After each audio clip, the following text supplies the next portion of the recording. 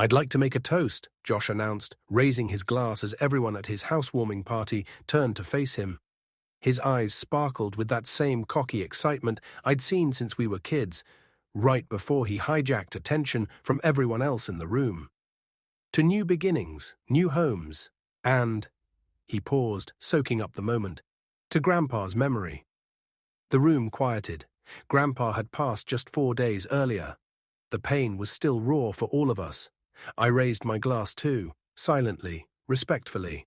That man had been more than a grandfather to me. He was my compass. Josh set his drink down and cleared his throat dramatically. "Speaking of Grandpa," he said, reaching into his jacket, "I have something to share." He pulled out an envelope worn, creased at the edges, and I felt my stomach knot. He looked at me for half a second. That glance said everything. "Before he passed, Grandpa gave me this letter," Josh announced. "He wanted me to have the cabin, the lake house." A ripple of surprise ran through the crowd, murmurs of "Wow!" and "That's incredible." My parents smiled proudly. Josh's girlfriend clapped like he'd just won a damn Oscar. My cousin Jenna caught my eye from across the room. She looked just as confused as I felt. Because this wasn't just some sentimental vacation spot. That cabin, I'd spent the last 3 years fixing it with Grandpa almost every weekend, repairing the dock, painting the trim, stacking firewood, listening to his stories on that old porch swing. Josh, he'd visited twice in 5 years, once with a Bluetooth speaker and complaints about no Wi-Fi. But 3 weeks ago, Grandpa had handed me a small locked wooden box. "Don't open it until it matters," he'd said, "and when it does, you'll know." Inside that box, once I got home, was a notarized deed. He'd already signed over the cabin to me, legally, quietly. It wasn't part of his estate. It was mine. So what the hell was Josh holding? Josh unfolded the letter and started reading aloud in his best emotional voice, supposedly Grandpa's final wishes. I barely heard a word. I was too busy watching Josh's face. Was he bluffing? Did he know about the deed? Had he forged something? "That's great, man," I managed, forcing a smile. "Seriously good for you." Then I excused myself, said I needed to use the bathroom. As soon as the door clicked shut behind me, I leaned back against it, heart pounding. That letter wasn't right. Grandpa's hands shook from arthritis so badly in the end he could barely hold a coffee mug. But that signature? Smooth. Confident. Too confident. My phone buzzed. "Jenna, you good?" That was weird. Josh never gave a damn about the cabin. "Need to check something at home. Can you cover for me? Say I got called into work. On it. Go." A few minutes later, she made my excuses. I slipped out the back door while Josh was still soaking up the praise for his inheritance. Driving home felt like something out of a dream, surreal, muted. The city lights blurred past me. All I could think about was Grandpa, his laugh, his quiet wisdom, his loyalty. That cabin was more than wood and nails. It was memories. It was lessons. It was ours. And no one, not even Josh, was going to steal that from me. Who opened it looking surprised, then smug. "Well, well," he said, crossing his arms. "Decided to come back and be a good sport?" I didn't answer. I just looked past him into the living room, where our parents, Aunt Marlene, Uncle Rich, and Jenna, were sitting with half-empty glasses and tired expressions. I stepped inside, wooden box in hand. "What's that?" Josh asked, his tone changing slightly. I ignored him and spoke to the room. "Can I have your attention for just a minute?" Our mom sat up straighter. "Is everything okay, sweetheart?" I nodded. "Yeah, everything's about to be fine. I just want to clear something up about Grandpa's cabin." Josh stiffened. "What are you doing?" I set the box on the coffee table and opened it slowly, deliberately. One by one, I laid out the documents. The notarized deed, Grandpa's handwritten letter, the envelope with my name, and finally, the key. "I didn't want to ruin the party earlier," I said, "but Grandpa didn't give the cabin to Josh. He gave it to me 6 months ago. This deed proves it. And this letter." I picked it up, unfolded it, and handed it to Dad. Explains why. Everyone stared. Jenna covered her mouth. Our mum blinked in disbelief. Josh's face turned a shade paler. Dad read the letter silently. When he finished, he looked at Josh. "Is this true?" Josh didn't answer. He didn't need to. The shame already spread across his face answered for him. I just wanted the truth out, I said. Grandpa trusted me with that cabin. He gave it to me directly so there wouldn't be arguments later. And I think we owe him enough to honor that. Josh scoffed, but there was no fight in it. Just the embarrassed, twitchy silence of someone caught red-handed. I'm not angry, I said, looking around the room, but I won't let lies rewrite what that place meant to him or to me. Our mum reached for the letter and read it next, then whispered, I had no idea. He never said anything. He didn't need to, I replied. He trusted I'd do the right thing when the time came. Josh tried to speak, then just muttered something under his breath and walked out of the room. I stood there for another moment, then turned to Jenna. Can you drive me home later? She smiled and nodded. Absolutely. I took the box, gently closed the lid, and let the silence settle. Not awkward, not angry, just final. Grandpa had always said, truth walks quietly, but it leaves footprints no lie can cover. And that night in Josh's living room, I finally understood what he meant. She looked at Josh, eyes wide with disbelief. Is this true? She asked, her voice barely audible. Josh didn't answer. He didn't have to. Teresa shook her head and stepped away from him. You told me your grandfather promised you the cabin. That this was his dying wish. Josh's jaw clenched. He should have given it to me. But he didn't, I said evenly. He gave it to me. Not to hurt you, not to pick favorites, just because I was the one who showed up, year after year, to help him take care of the place. Josh turned toward me, something darker flashing in his eyes. Shame, anger, maybe both. You think you're better than me? No, I said simply, just more honest. The silence in the room was heavier now, not awkward, just real. My mum folded the forged letter and set it down like it was something dirty. My dad exhaled slowly, rubbing his temples. I don't know what to say, he muttered. I do, Jenna said, finally speaking up from the corner. Thank you, Jules, for doing this the right way. Josh stormed out without another word, Teresa trailing after him at a distance. I collected Grandpa's deed and letter from the table and gently placed them back into the wooden box. My dad looked at me with something like regret. He'll have to live with the consequences. We all will, I said. Then I stood. I should go, just wanted you to know the truth. My mother touched my arm briefly as I passed. I'm sorry, Jules. I nodded but didn't reply. I wasn't angry anymore. Not disappointed either, just finished. As I stepped out into the crisp night air, box under my arm, I felt something lift off my shoulders. Grandpa had trusted me to honor his wishes. And I had. I walked to my car, not looking back. The cabin was mine, but more importantly, so was my peace. She didn't force or manipulate, it was mine, and mine alone. I made it not out of favoritism, but out of gratitude. Jules showed up when it mattered. Not just for the chores, but for the quiet moments, the shared laughter, the patience it takes to truly care for someone. That cabin carries our memories. She's the one who helped me keep them alive. But Josh, I want you to know this. The fact that the cabin isn't yours doesn't mean you weren't loved. I saw the good in you, even when you tried to hide it behind your frustration. I just wish you'd seen it too. You still can. Please don't let resentment steal what time you have left with the people who care about you. And don't let one decision, mine, define your worth. It never did. With love, Grandpa. The room was completely still as my mother lowered the letter, her eyes wet. Even my father had gone quiet, his hand resting awkwardly on Josh's shoulder. Josh didn't speak. He didn't cry. He just nodded slowly, a tear sliding down his cheek. I sat down beside him. He loved us both, I said gently, in different ways maybe, but no less real. Josh didn't respond right away, but he didn't pull away either. In that moment, I felt something shift. The cabin was mine, yes, but the bitterness didn't have to be. Not if we chose to let it go. Sometimes the legacy someone leaves behind isn't just property or letters. It's the chance to start over.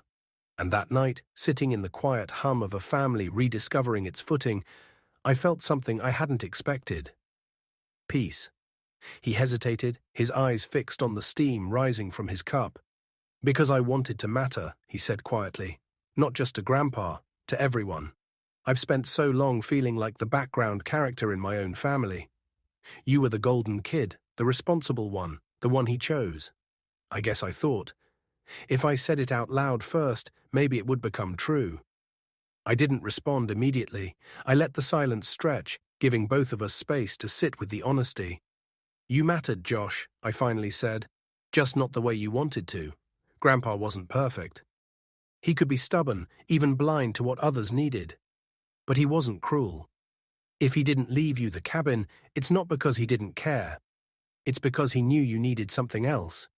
Something that was truly yours." Josh exhaled slowly, nodding. "I'm going to screw it up," he said with a weak laugh, tapping the check Grandpa had left him. "Start some business and blow through the money. You'll hear about me bartending again in 6 months. Maybe," I said honestly, "but maybe not. You have a clean slate now. That's more than most people get." He looked at me then, eyes a little clearer. Do you think Grandpa forgave me?" "I think he never blamed you in the first place," I said. Josh rubbed the back of his neck, then gave a half smile. "You'll let me come to the cabin sometime? You'll bring your own coffee and firewood?" He grinned for real this time. "Deal." We sat in the quiet for a while, sipping our 2 hot drinks in his 2 new house. Both of us changed by the weight of a truth that had almost been buried. For the first time in a long time, we weren't rivals or comparisons. We were just 2 people who had lost the same man in different ways, and who might finally start finding each other. The cabin would always be mine, but maybe, just maybe, family wasn't something written into deeds or wills. Maybe it was something you chose to rebuild, one honest conversation at a time. Josh stared into his coffee like he was searching for answers at the bottom of the cup. "When everyone was here tonight, celebrating the house," he said slowly, "I wanted more. Something bigger to announce. It just came out." He looked up at me, his expression raw, more vulnerable than I'd seen in years.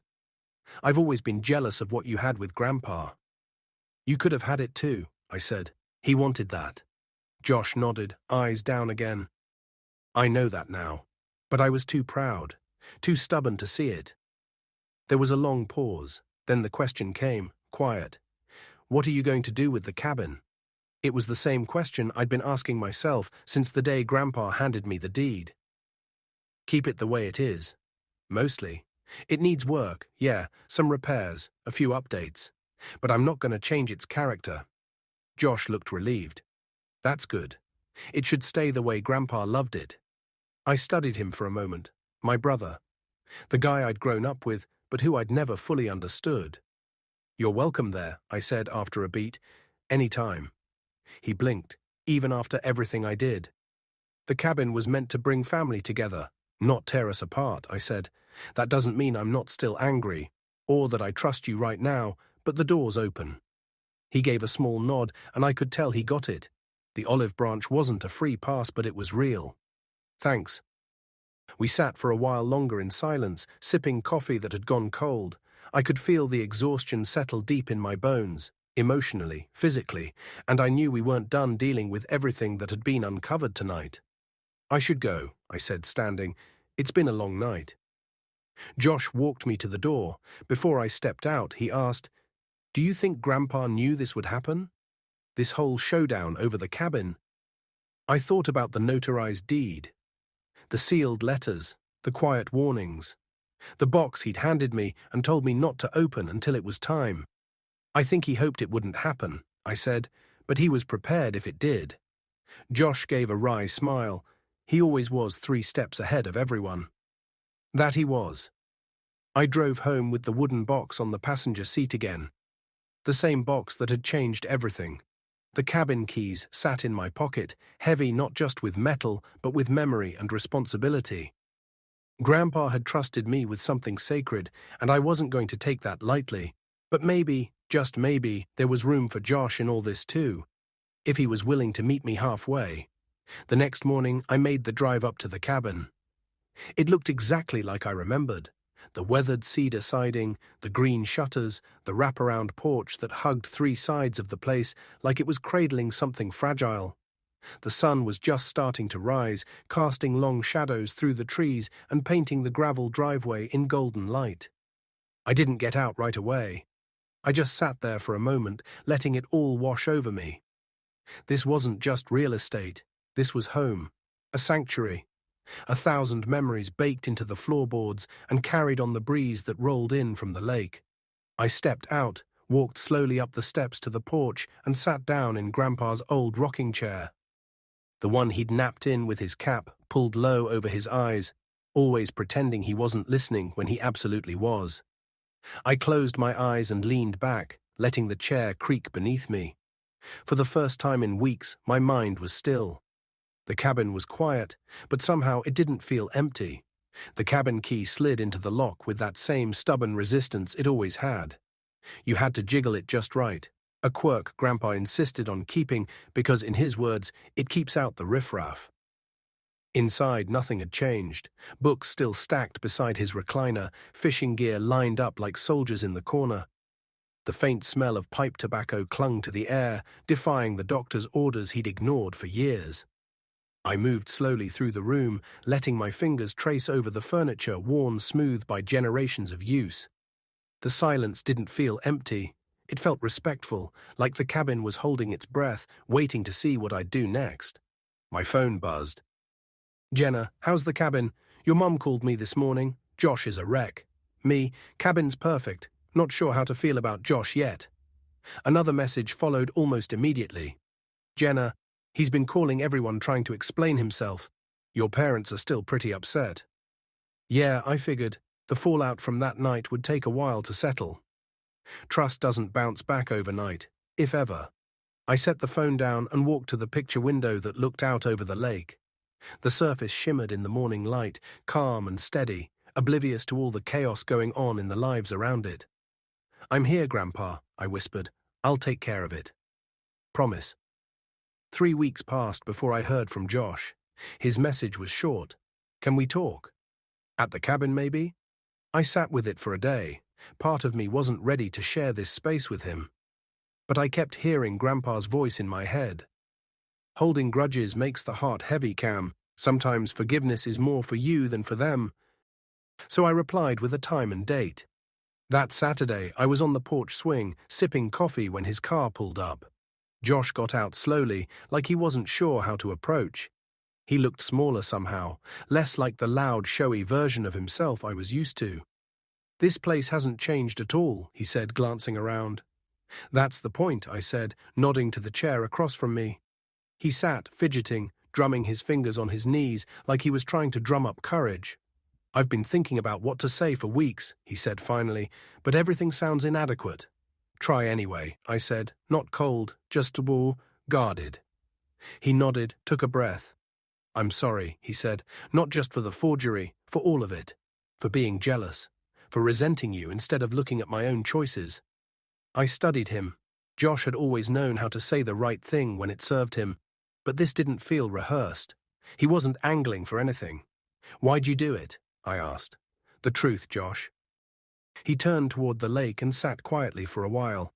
"I thought if I had the cabin," he said slowly, "it would somehow make up for all the time I didn't spend here. Like I could. Buy those memories back." His voice cracked a little. "Stupid, I know." There was no spin in his voice, just regret. A recognition that he'd missed something irreplaceable and tried to fix it with something as empty as a lie. "I used the money," he added suddenly. "Grandpa's check." I raised an eyebrow. "For what?" "I signed up for that woodworking course he always told me to try, the one I kept saying I didn't have time for." He chuckled, more to himself than to me. "I suck at it," he said. "But I'm sticking with it." He was right. There's something calming about using your hands to make something real. It was a small thing, but for Josh it was big, something real, after so many years of pretending. Josh, who had always been too impatient for hobbies that required stillness, actually seemed at ease sitting beside me. "He would have liked that," I said quietly. We sat there in silence, listening to the gentle lap of water against the shore and the distant call of birds echoing through the trees. It was the same peaceful soundtrack that had accompanied countless conversations between Grandpa and me over the years. "I want to show you something," I said finally, standing up. Josh followed me inside to Grandpa's study. Morning light filtered in through the window, illuminating the antique roll-top desk in the corner. I took out the small brass key from the wooden box and unlocked the drawer. Inside was exactly what I remembered: perfectly organized folders, tucked among old letters, yellowed receipts, and random keepsakes. "He kept everything," I said as I pulled out one labeled Josh. Josh raised an eyebrow. I handed it to him. Inside were clippings of his high school debate championship, photos from his college graduation, even a printed page from the company website announcing his promotion last year. "He was proud of you," I said, voice low. "He just didn't always show it the way you wanted." Josh's hands trembled slightly as he flipped through the contents. I had no idea he kept track of all this. "There's a folder for everyone," I told him. He called it his brag book. Josh looked up at me, his eyes wet. "I really screwed this up, huh?" "Yeah," I said honestly, but Grandpa believed in second chances. I reached into my bag and pulled out a paper calendar. "These are the weekends I'll be up here doing maintenance and projects. I could use an extra set of hands." He looked at it, blinking. "Even these hands?" "Even those, especially if you bring the coffee." Josh smiled, the first real one I'd seen from him in a long time. "The cabin was meant to bring family together, not tear it apart," I said. "That's what Grandpa wanted." Later that afternoon, we sat on the end of the dock with our feet dangling in the cold lake water. Josh was pitching ideas for renovating the boathouse while I sketched possibilities in a notebook. "You know," he said, glancing out across the water, "I think Grandpa knew exactly what he was doing when he gave this place to you." "What do you mean?" "You didn't just inherit a cabin," he said. "You inherited his role, keeping the family connected to what actually matters." I sat with that for a while, staring out at the glimmering reflection of the setting sun. He wasn't wrong. Grandpa had given me more than property. He'd given me the chance to mend what had broken, to carry on something deeper than tradition, a way of loving that came with patience, boundaries, and second chances. And maybe, just maybe, a chance to rebuild something stronger with the brother I'd almost lost to pride.